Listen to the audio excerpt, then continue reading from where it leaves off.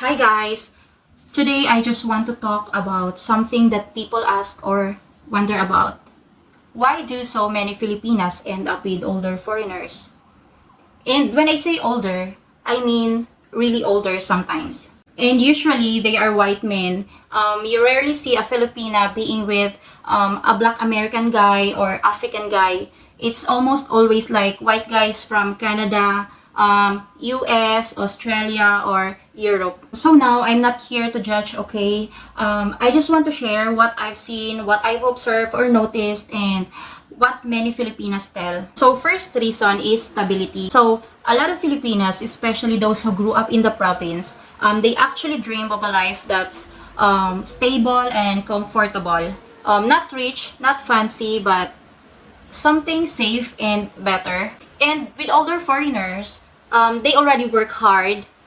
They save a lot of money and they're done with that party life. So now I think they just want peace and love, and obviously they can provide that stability. Second reason is love feels more real with older foreigners. This one might surprise people, but a lot of Filipinos say that with older foreigners, there's less drama.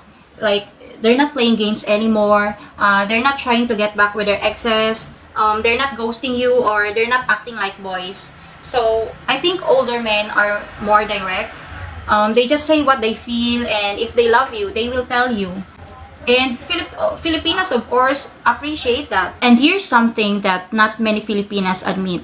On dating sites, most Filipinas don't start out by saying, "Oh, I wanted old foreigners." Of course, no.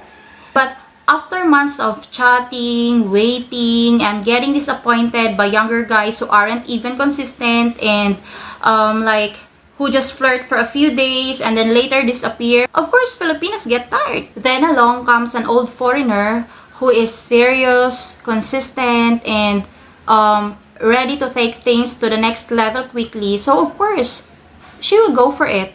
So, I think it's not always about, I want old. Sometimes, it's just convenience and availability. And yes, sometimes it's fate. You know, the right person just happened to show up and he happens to be older. Now, let's get into something more real. Actually, looks doesn't matter that much. Well, in our culture, looks are nice, but they're not everything. A man's kindness, his respect, and his ability to make you feel safe, that's more important. So in the Philippines, even if you're not good looking and you are old, but if you have a lot of money, Filipinas will still see you as guapo or handsome and attractive. But even if you're young, if you're unstable and broke, that's not appealing at all. Okay, so would an old foreigner without money attract a young Filipina? Of course not. Because if that's the case, most Filipinas would rather choose a younger foreigner with just an average job. Because attraction isn't something about just being white and old. It's actually about the package deal, which is old, stable, and serious. So if you remove the stability there, what's left is just age, and that's not attractive. Now, of course, let's not pretend that there are no bad stories, because actually, some relationships are just all about money. You know, some foreigners come here for the wrong reasons, and there are also Filipinas that they only wanted a ticket out. But that's not every case, because I know and I've seen a lot of couples that are genuine and happy.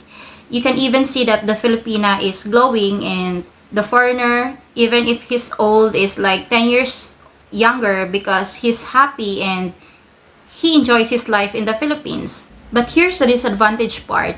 Number one, I think, is the age gap catches up. While the Filipina is in her prime, the older foreigner might be already slowing down. Like, you know, she wanted to go out, but the foreigner just wanted to stay home. Or she's dancing into K-pop, or into viral TikTok dance, and he's dancing into arthritis. Yeah, it's funny, but it's true. Number two is future worries. If he is much older, the younger Filipina might end up a widow at a young age. And that's actually a harsh reality that not many Filipinas consider in the beginning. And I think that can bring loneliness and financial struggle later on. Number three is pressure to prove it's real.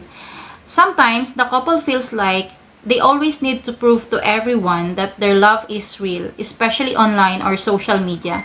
And I think that can be very tiring. Number 4 is social judgment. I think this is a big one because on social media, I see it all the time. You know, Filipinas with older foreigners are get bashed and usually they get all the hate. Filipinos will say she's a gold digger, a user, or desperate.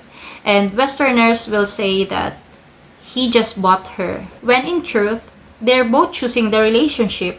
Meanwhile, if the foreigner gets scammed by the Filipina, people will rush to sympathize with him and they will say, "Oh, poor old man, he got tricked." But hello, they both use each other in some way, right?